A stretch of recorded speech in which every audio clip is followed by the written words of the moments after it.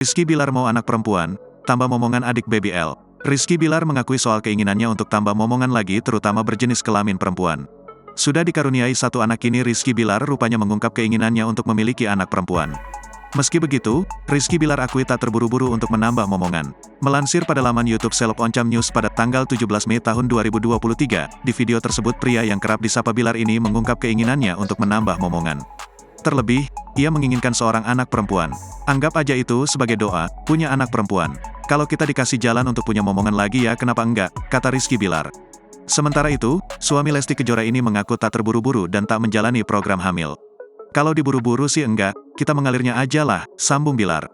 Dikatakan Bilar, ia dan Lesti sepakat untuk menunggu baby Leslar tumbuh besar. Lalu, keduanya berencana untuk melakukan program hamil. Karena memang kepengennya baby L ini tumbuh dulu, kasih sayang sepenuhnya dulu. Tanpa ada adiknya dulu, kalau udah tiba waktunya, kita akan benar-benar program lah, pungkasnya.